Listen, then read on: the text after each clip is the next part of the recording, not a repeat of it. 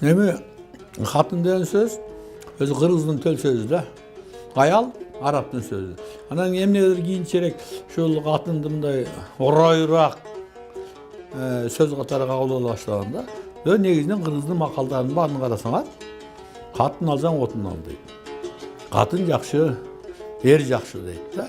Демек, ушул өңүттү алганда анан кийин муну мындай деп түшүнүлөт да, катын деген хантун деген, ханын аял деген мааниде колдонот деген айрым пикирлер бар. Бирок мен ага кошулбайм да.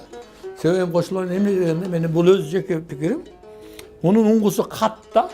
Кат. Кат дегенди билесиңер да. Бекит деген сөз. Көрсөтпө деген сөз да.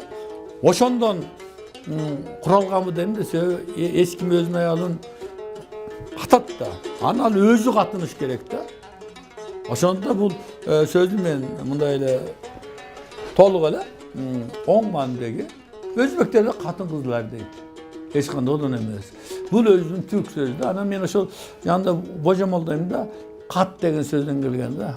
Ошондо катын деп ага эри буйрук берди. Билесиң да, илгери кыргыздар эр башкарганда ушул өңүттө болуш керек. Бирок аял деген туура кийин арабтардан келген. Аял дегенде мындай алганда арабтан киргенден бул эми баягы үндүүлөр көп, мындай сулуураак, коозураак, жагымдуураак болот да. Бирок катын деген сөздүн түбү ошондон да ойлойм да. Демек аял киши дайыма башкалардын алдында өзүн өзү бекитип, катып жүрүш керек деп. Ошондон мисалы байбиче деген караганда же катын деген же кемпир деген сөз кыргыздын жакшы да. Байбиче дегенде эмне ал токол алышың керек, ал байбиче токол болуш керек да.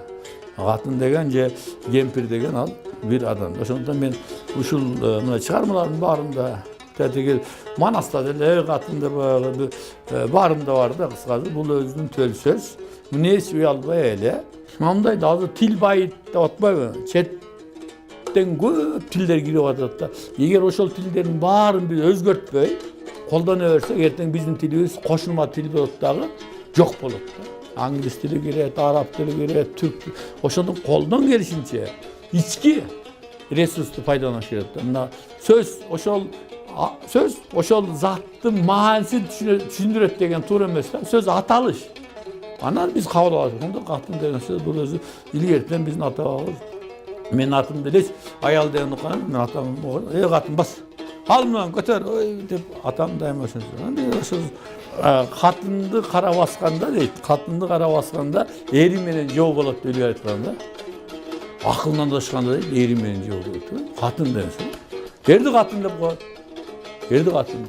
Эрди аял деген караганда эрди катын деген мындай болот. Жакшыраакпы? Жакшыраак. Бирок аны көп эле бул катыны бул артта калган неме экен, бул качангы дейт. Бул негизинен силер мына ошо өзүңөрдүн телеберүүн ошондой эски көздөр кайрылып, ошолордун маанилерин чечмелесеңер, азыркы жаштар билбейт азыр. Атыгында Хатун деген дарыя бар. Немеде? Алтайда. Хатун. Ошол катын дегени биздин түп күчүнөн калганда орустар хатын деп койгон. Бул катын деген бул жашоонун башаты да. Суу ошондой да. Суусуз эч нерсе өнүп чыкпайт да. Мен өзүм түшүнүгүмдө да. Демек аял да ошондой. Аялсыз кантип көбөйбүз? Кантип биздин аял болбосо кантип балдар кыздарды жаратабыз? Өзүбүз төрөмөк белек.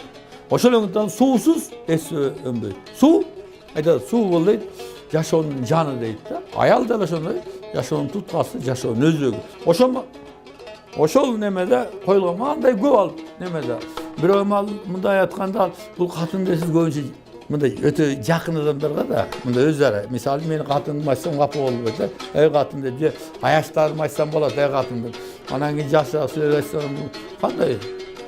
Анан сен ошол десең, аял десем башкалар да капа болот да. Кеп ал качан, кантип, эмне үчүн айтасың деген маселе келгенде, бул деле орунду колдосоң, катын жөнөтөш десең, ана катын да тujatылар деп койсоң, аяштары мисалы унчукпай калышат. Алар менин катым деп атат десе, алар ал сөздүн маанисин түшүнөт, ыңгайлашат.